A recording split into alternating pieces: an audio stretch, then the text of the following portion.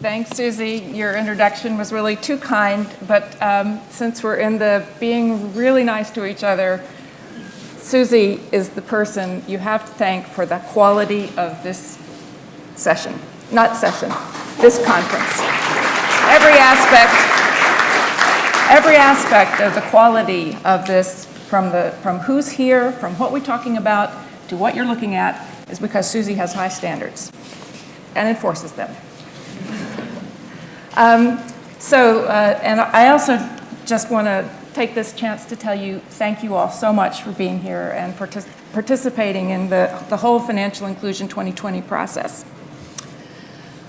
But today I'm just going to give you some information that helps ground this conversation in some factual realities about where we are today and where we might be able to get to in the next few years.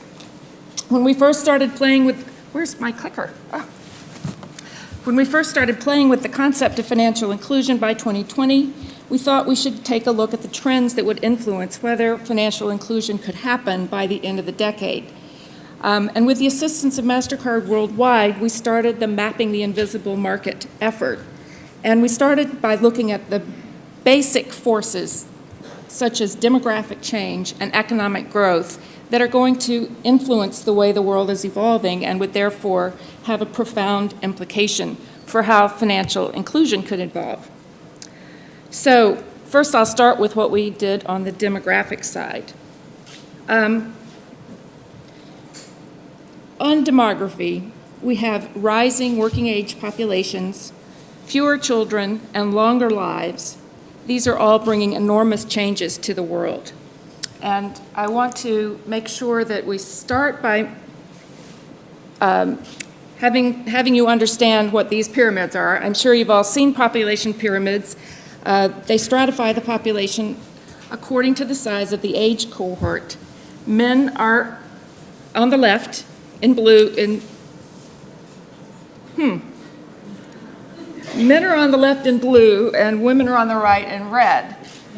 That's the way they usually are. I think women are on the right and men are on the left, no, at any rate.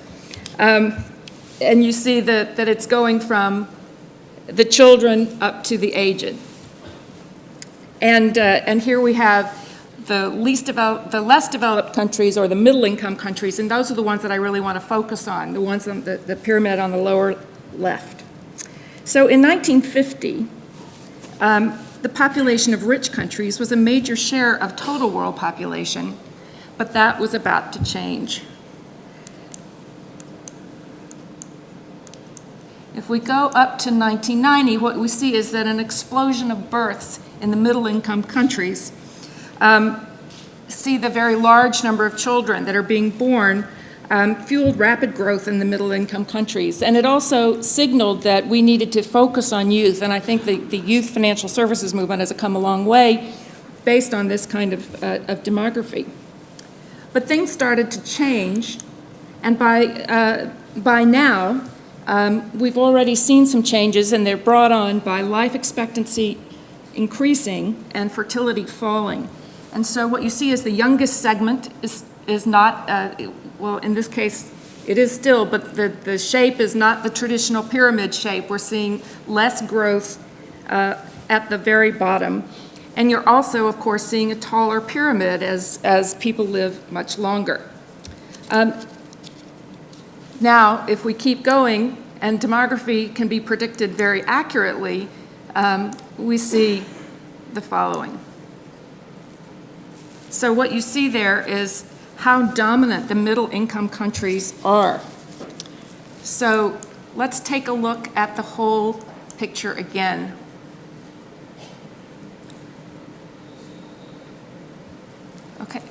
Okay, stop.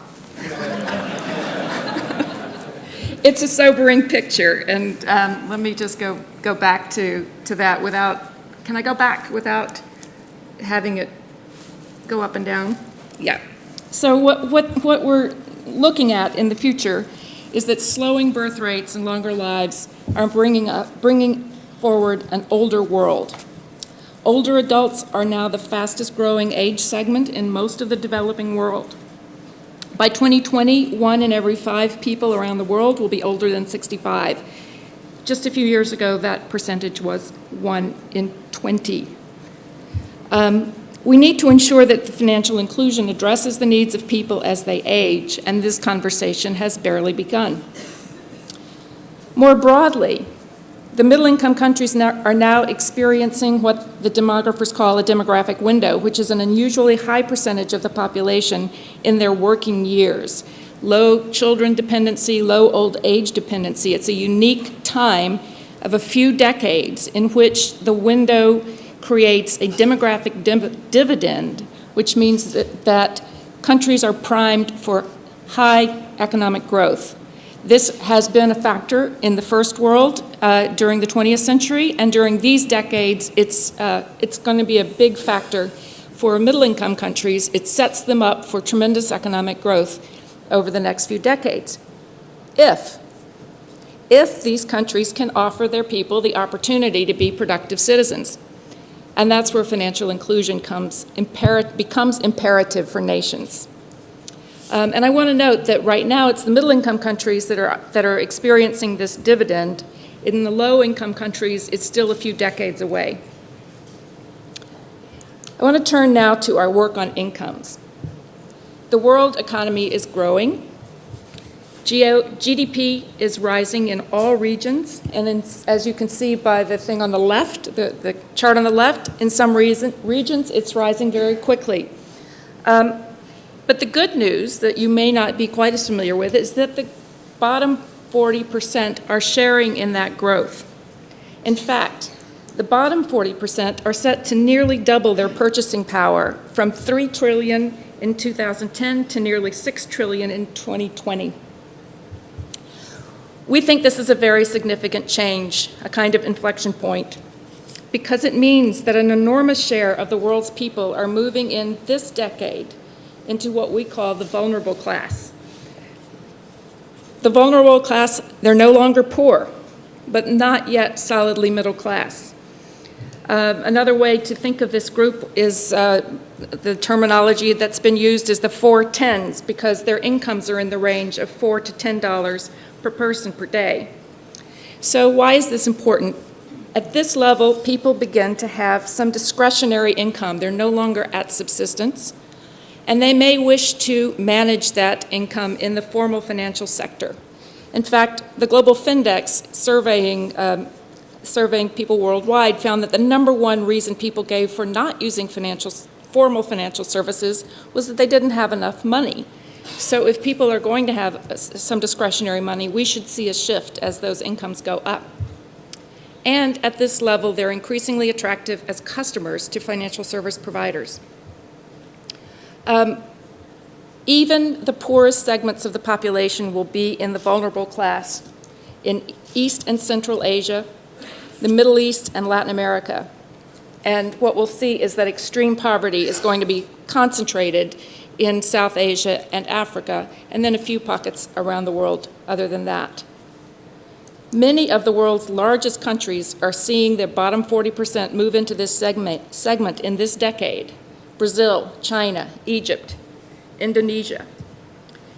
The second quintile, not the bottom 20%, but the next 20% up, will move into this vulnerable class in Colombia, India, and South Africa. So what you see is that this vulnerable class, these 410s, are an enormous segment of the world's population. It's already the biggest population group in Latin America. So the market opportunity is great, and the race is on. The winners in this race will be the nations that lay the policy groundwork to allow providers to reach the excluded. The winners will be the companies that stake a claim in this relatively untapped market. The winners will be those that recognize that these customers are not like the middle-class customers they already know.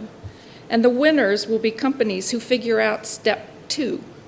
There are a lot of exciting on-ramps that we hear that offer a first connection to millions at a time, but step 2 involves increasing use and deepening the product range, which is why the Financial Inclusion 2020 Roadmap principles that I think you all have in your packets, they emphasize understanding clients and building financial capability. And although I've been focusing on the middle-income countries, there are clearly market opportunities among those who remain poor, as both soft technologies from microfinance and hard technologies like mobile make it possible to reach further down. So my message so far has been about enormous market opportunity, but where do we stand now and how far do we have to go? The wonderful global Findex, from a collaboration between the World Bank and Gallup, has given us an unprecedented demand-side view of the current state of financial inclusion in the world. Its headline is, half the world's adults have an account. That's nearly everyone from the OECD countries, which you see in brown over on the right. Well, this is the ones without an account. But very few in countries like the DRC or Pakistan. So, half the world is banked or unbanked, depending on your frame of mind. But let's look at accounts that are actually used. So most people in the rich world use their accounts actively. That is, they make more than 2 withdrawals a month. They're really using them as money management hubs, but usage is very different in the developing world. Only 14% of adults globally and 7% of adults in the developing world have accounts that they use actively, and that's that group there. And this shows you how different the dark-colored segments show you those people who use their accounts actively. So most people with accounts in high-income countries use them actively, not so in the developing world. So actually, there's a long way to go, 13% inclusion by that measure. Or if we want to look at CFI's definition of full financial inclusion, which calls for a full range of quality services, only 8% of the world has 2 out of the 3 of these services, an active account, savings in a financial institution, or a loan. So that's a very sobering figure, but I can't leave you there because there is some cause for optimism, and the cause for optimism is that supply is rising fast. If we look at the simple number of accounts per adult, we see rapid growth in the middle-income countries. That's the gray line. The numbers of accounts is expanding very rapidly in that segment of countries. And if we just take those past few years and extend them without doing anything fancy into the future, we can see that the momentum of growth that is already in the system will carry us to the World Bank's goal of universal access to an account by the end of the decade in the middle-income countries. And that's great news because it allows us to begin to focus more on product range and quality. And with our combined efforts, I think we can raise that trend line in low-income countries too. Just as one example of a reason to be optimistic, McKinsey predicts that the value of mobile financial services in Africa will rise 20-fold from $1 billion today to $20 billion by the end of this decade. And that will be cause for celebration. And I look forward to celebrating with you all in 2020 with our glasses full. Thank you.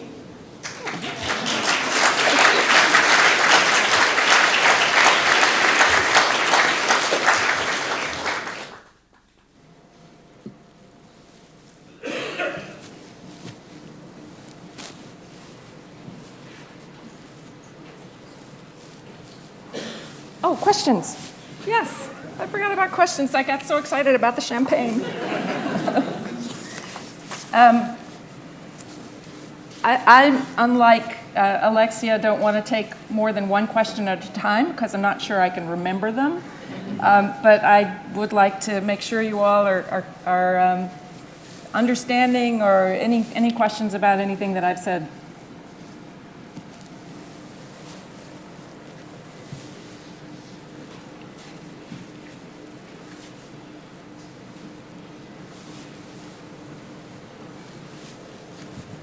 Hey Beth, Graham McMillan, City Foundation. Just wondered how mobile penetration mapped against the demographic data that we talked about earlier, the 6 billion mobile users, and how you saw that in the data analysis that you did? Well, the only data that we have about mobile or mobile financial services is from the Findex, and it shows that about 15% of Africans are using mobile phones to either send, receive money. But that number is much higher in Africa than in any other part of the world. So, and again, the trend is very steep. So it's actually much steeper than those lines that I showed you before.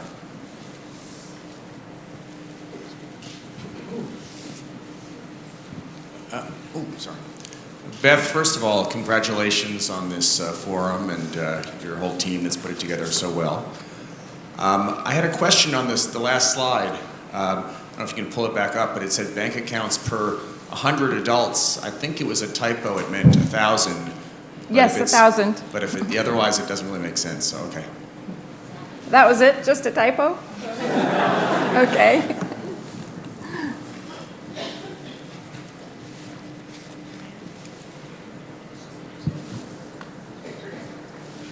Hello, I have a microphone. Yes. Hi, Beth. I was just curious, when I listened to the numbers that you articulated there, I was curious to know how those numbers are articulated or sort of correlated, or if there was any analysis as it compares to employment. So, for example, number of accounts for a person who are employed, non-employed. And the next question is, you were introduced as an author and wondered if your book was available in Audible or accessible format.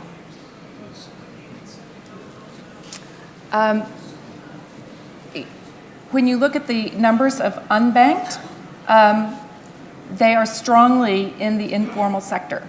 And so one of the reasons for that is that so many employers pay their employees through a bank account. And so as soon as you pay your employee through a bank account, they show up as included in the statistics, even if maybe they're not an active user of that account. And what you see when you look at levels of informality is that they are changing slowly. So I looked specifically at Mexico, and which is a country where nearly half the employment is in the informal sector, and you're not going, or nearly half the families are in the informal sector, and that trend is changing very slowly. So financial inclusion is going to have to figure out ways to connect to those people who are employed in the informal sector and not just in the formal sector. As for the second question about Audible format, I don't think so. If they were better sellers, maybe they would put them in, but. Hi, Beth. Thank you very much, Sharon, from the SEAP Network. A question, when you were looking at the data, either you or others at CFI, can you tell me what was the most surprising for you? What popped out that you didn't expect, and the implications for product and service design? Would be great to hear. Well, for me, there were the two big aha moments I've already kind of shared with you. The first was the recognition about aging and how fast the aging issue is coming to be a key issue in the middle-income countries. You know, because everybody talks about it in the first world, but in the middle-income countries, everybody talks about youth. And what I was seeing is that we're already in a situation in which there are fewer children being born each year in countries like South Africa or Mexico. And at the same time, people are living longer. I think this aging issue is really important because smaller families mean fewer children to take care of people when they're older, a higher percentage of older people. It's going to change all the systems for how we treat people and take care of people as they age.